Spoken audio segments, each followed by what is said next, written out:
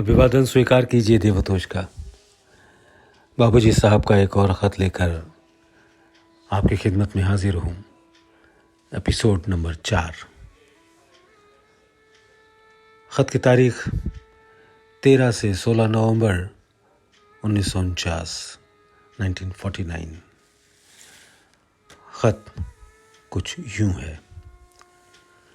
भाई मन तस्लीम, मैं कुछ न कुछ सबको लिखता रहता हूँ, इसलिए मैंने मुनासिब समझा कि नारायण की जिया को भी कुछ लिख दूँ, इसलिए कि कहीं उनको ये ख्याल न पैदा हो कि हम पढ़ी लिखी नहीं हैं, इसलिए हमें क्या लिखा जावे। आप या विष्णु इस ख़त को उनको पढ़कर सुना दीजिएगा। हमारे यहाँ इसकी ज़रूरत नहीं कि कोई पढ़ा लिखा हो, हमें तो इसकी ज़रूरत है कि वो ईश्वर से प्रेम करना जानता हो। ईश्वर ने कोई इम्तहान पास नहीं किया है, न उसके हाथ न पैर हैं न जिस्म, इसलिए न वो कुछ पढ़ सकता है न लिख सकता है। लिखना पढ़ना तो इसलिए है कि जो कुछ अनुभव हो वो दूसरों के लिए लिख दिए जावे।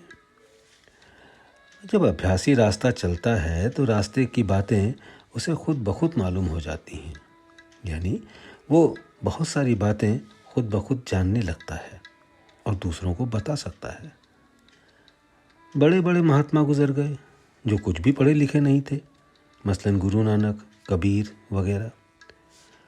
अपने आप को बेवकूफ़ समझना गलती है और अक्लमंद समझना उससे बड़ी गलती है। इसलिए जिस हाल में इंसान हो, ईश्वर का शुक्र अदा करना चाहिए और उसका जो हुक्म हो उसको बजा लाते हुए उसकी याद से गाफिल नहीं होना चाहिए। उसका हुक्म ये है, स्त्री के लिए पति की सेवा, बच्चों का पालन पोषण इस तरह पर कि उनकी आदतें ठीक बने, और उन्हें शुरू से ये भी यकीन दिलाना चाहिए कि सबका मालिक ईश्वर है, और वो इस बात से खुश होता है कि बच्चा उसकी याद भी करे और अपने आप को ऐसा बनाए कि सबका जी उसको देखकर खुश हो जाए। घर का इंतज़ाम ऐसा करना चाहिए कि जो कुछ ईश्वर देता है उसी में पूरा हो जाना चाहिए और दूसरों को ये पता भी न चले कि इनकी तंगी से गुजर हो रही है। इसकी मिसाल हमारी गुरु माता जी हैं। उन्होंने बहुत तंगी से गुजर की, मगर इंतज़ाम इतना अच्छा था कि उनकी गरीबी का सिवाय उनके घर वालों के किसी को इल्म न हुआ। ऐसे इंतज़ाम से घर का बोझ गरुआ रहता है।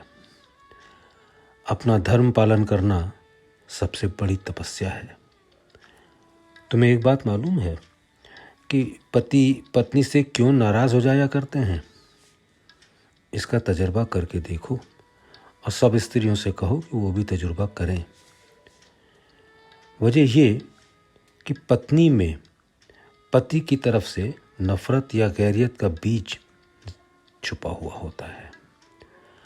नफ़रत होना एक किस्म का द्वेष भाव पैदा करता है, एकतापन नहीं रहता, गैरियत आ जाती है। अगर ये चीज़ मतलब कि नफ़रत दिल से दूर हो जाए तो सब अपने ही मालूम होने लगते हैं। स्त्रियां पूजा के लिए ठीक समय पर नहीं बैठ सकती, इसलिए सुबह, दोपहर या शाम जिस समय मौका मिले पूजा में बैठ लिया करें। स्त्रियों को चूँकि घर गृहस्थी का काम बहुत सारे होते हैं, इसलिए उनके साथ ये रियायत है, घर गृहस्थी का कुछ काम तुम करती हो उसको ईश्वर का हुक्म समझकर करो, ऐसे कि ये सब पूजा ही मालूम पड़े। मास्टर साहब, अगर आप मुनासिब समझो तो ये ख़त माता जी को सुना दीजिएगा, मगर लिखते हुए मुझे ये खौफ भी ज़रूर लगता है। Swami Vivekananda. All the treasures of the world are hidden in this letter. This is worldly approach leading to high thought of spiritualism. What sort of being you are, Ramchandar? You can write the higher thoughts of philosophy difficult for the human beings, so to say, and also such an easy thing? Every sentence of this letter has meaning beyond doubt. The letter is full of philosophy and is not easily understandable, if dynamically it may seem. A very good lesson for a lady, that is the definition of the spiritual doctor. Doctorate I have made, and that is the proof. The letter itself is Gita. Master Sahab, imagine, you boys, is not an ordinary letter. Chaubeji, understand this letter. The Hindu philosophy ends here. Judge and see if it is correct. मुझे यह ख़त लिखाते लिखाते ये खौफ भी मालूम हुआ कि माताजी कहीं यह न समझ बैठें कि कल का लड़का क्या मामूली बातें लिखकर भेजता है। ये तो हम सब जानती हैं।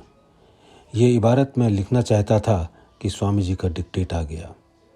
बच्चों को दुआ, दुआ गो Ramchandra. Swami Vivekanand. I want to keep this letter as the special press record of the mission. This is not an ordinary letter. I tell you boys again. हज़रत किबला लाला जी साहब। भाई वाह, कितनी अच्छी बात कही है कि स्त्री में मर्द की तरफ से गैरियत का बीज छुपा हुआ होता है, तब मर्द की तरफ से नाराज़गी का इजहार होता है। वाकई ये चीज़ अगर दिल से निकल जाए तो एक किस्म का बहाव सा मालूम होने लगे। मास्टर साहब, अब आप इसको क्या कहते हैं, मर्द या औरत? मैं तो इन्हें कुछ भी नहीं कहूँगा। बेहतर तो यही है कि मैं इनके लिए यह कहूँ कि जो है सो है। और चौबे जी, आप क्या कहेंगे? देवता, मगर ये इनकी मजम्मत है। अब कहिए, आप क्या कहेंगे? अब तो एक ही लफ्ज़ रह जाता है जिसको लोग आगे चलकर महसूस करेंगे, बस। Swami Vivekananda. I want a copy of this letter should go to all female disciples. They should read this letter again and again, daily if possible.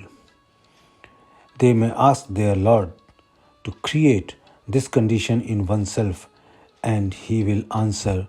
There are methods as well as to acquire these state. It depends mostly on practitioner and love to God. Ramchandra, President.